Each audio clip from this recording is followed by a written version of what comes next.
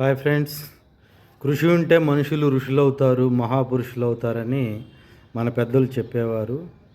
అదేవిధంగా ఈరోజు మనం రొంగలి రవి అనే ఒక పారా క్రీడాకారుడి గురించి చెప్పుకోబోతున్నాము. 4 అడుగుల 1 అంగుళం ఉండే ఆంధ్రప్రదేశ్లోని అనకాపల్లి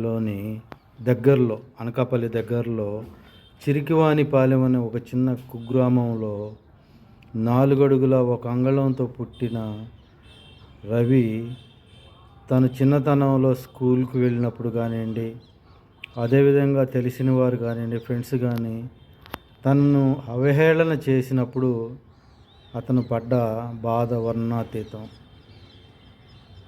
మరుగుజ్జుతనం అనేది అతని తప్పు కాదు, అది జెనెటికల్గా వచ్చిన రూపది.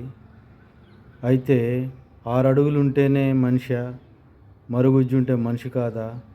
నన్నెందుకు ఇలా అవమానిస్తున్నారు? నేను ఏదో ఒకటి చేసి ప్రూవ్ చేసుకోవాలని తన మనసులో పడింది. అప్పటి నుంచి తను బ్యాడ్మింటన్ ఆడటం ప్రారంభించాడు. ఆ తర్వాత మరుగుజ్జు వాళ్ళకి పారా క్రీడల్లో ప్రత్యేకంగా ఉంటాయని తెలుసుకొని బ్యాడ్మింటన్ ప్రాక్టీస్ చేసి 2015 సంవత్సరంలో బెంగళూరులో డబుల్స్లో రజతం, సింగిల్గా కాంస్య పథకాన్ని సాధించాడు. అదేవిధంగా 2017లో నేషనల్ గేమ్స్లో కూడా రజత పథకం సాధించాడు.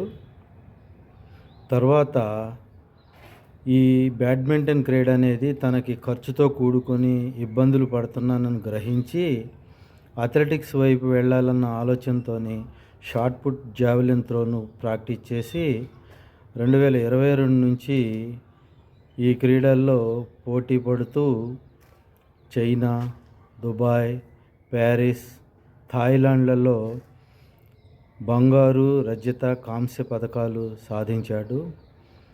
అదేవిధంగా ఈ సంవత్సరం 2024 సంవత్సరంలో పారా ఒలింపిక్స్ ప్యారిస్లో జరుగుతున్నాయి. ఈ పారా ఒలింపిక్స్లో షార్ట్ పుట్ విభాగంలో, జావెలిన్ త్రో విభాగంలో అర్హత సాధించి తను ప్యారిస్ వెళ్ళటానికి సమాయత్తమవుతున్నాడు. ఇలాంటి పారా క్రీడాకారుడికి మనంతం ఎంతో మద్దతు ఉండి తన జీవితంలో ఎదుర్కొన్న ఆటుపోట్లు, అవహేళనలు, అదేవిధంగా తను పడ్డ బాధలన్నీ మర్చిపోయి జీవితంలో సాధించి తనని అవమానాలకు గురి చేసిన వాళ్ళని తలదించుకొని వెళ్ళే విధంగా ఇవాళ శాసించబోతున్నాడు. ఇలాంటి సోదరుడికి మనమంతా మద్దతు ఇవ్వాలి. మిత్రులారా, తప్పనిసరిగా ఈ వీడియోని లైక్ చేసి అవకాశం ఉన్నంతవరకు ఎక్కువ షేర్ చేయండి. సబ్స్క్రైబ్ చేయటం మర్చిపోమాకండి. మరిన్ని మంచి వీడియోలతో మీ ముందుకు వద్దాం. పారా ఒలింపిక్స్లో మెడలు కొట్టాలని all the very best mister Ravikumar. జై హింద్.